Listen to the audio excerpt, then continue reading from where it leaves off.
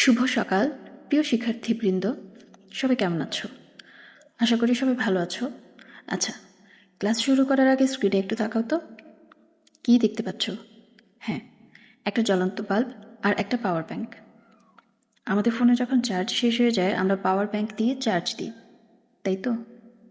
কারণ power bank শক্তি জমা রাখে। ঠিক তেমনি আমাদের শরীরে যে ট্রিলিয়ন ট্রিলিয়ন কোষ আছে তাদেরও সচল থাকার জন্য শক্তি প্রয়োজন হয়।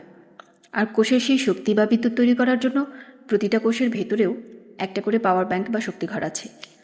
আজ আমরা কোষের সেই চমৎকার শক্তিঘর বা মাইটোকন্ড্রিয়া নিয়ে বিস্তারিত জানব। মূল আলোচনায় যাওয়ার আগে একটা মজার তথ্য জেনে নিই। আজ থেকে প্রায় 128 বছর আগে, অর্থাৎ 1898 সালে বিজ্ঞানী কার্ল বেন্ডা প্রথম এই অঙ্গাণুটির নামকরণ করেন মাইটোকন্ড্রিয়া।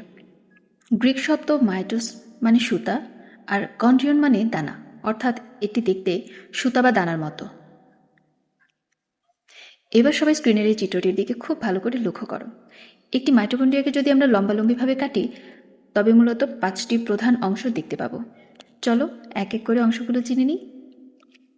প্রথমেই রয়েছে দ্বিস্তরী পর্দা। মাইটোকন্ড্রিয়া দুটি পর্দা দিয়ে ঢাকা থাকে। বাইরের পর্দাটি দেখো একদম সোজা ও মসৃণ, কিন্তু ভেতরের পর্দাটি অমসৃণ, তাই না? ভেতরের পর্দাটি ভেতরের দিকে আঙুলের মতো সুন্দর করে ভাঁজ হয়ে আছে, তাই তো? এই ভাঁজ হওয়া অংশগুলোকে বলা হয় ক্রিস্টি। এই ভাঁজের কারণেই ভেতরের কাজের জায়গা অনেকটাই বেড়ে যায়। এবার দেখো ক্রিস্টির গায়ে ছোট ছোট গোল গোল দানা লেগে আছে। এই অংশগুলোকে বলা হয় অক্সিজোম। এই অক্সিজোমের ভেতরেই শক্তি তৈরির আসল কারিগর বা এনজাইমগুলো লুকিয়ে থাকে। মাইটোকন্ড্রিয়ার ভেতরে যে ঘন দানাদার জেলির মতো অর্ধতরল পদার্থ ভরা থাকে তাকে বলে ম্যাট্রিক্স। আচ্ছা, তোমরা কি জানো মাইটোকন্ড্রিয়ার নিজস্ব একটা সুপার পাওয়ার আছে? কোষের অন্য সব অঙ্গাণু নিউক্লিয়াসের কথায় চলে, কিন্তু মাইটোকন্ড্রিয়ার ভেতরে নিজস্ব বৃত্তাকার ডিএনএ এবং রাইবোজোম থাকে। এর মানে হলো এরা কোষের ভেতরে স্বাধীনভাবে নিজেদের মতো করে বংশবৃদ্ধি বা প্রোটিন তৈরি করতে পারে। এজন্যই এদের অর্ধ স্বায়ত্তশাসিত অঙ্গাণুও বলা হয়। খুব মজা না বিষয়টা? এখন প্রশ্ন হলো, একে কেন কোষের পাওয়ার হাউস বলা হয়?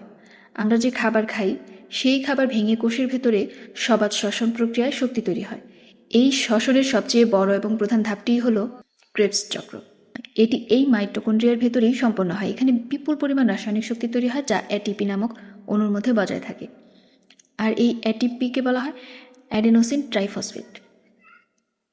এই এটিপি কোষের জৈব মুদ্রা বা এনার্জি কয়েন হিসেবে পরিচিত। যেহেতু সমস্ত শক্তি এখানেই তৈরি আর জমা হচ্ছে, তাই মাইটোকন্ড্রিয়াকে কোষের পাওয়ার হাউস বা শক্তিঘর বলা হয়।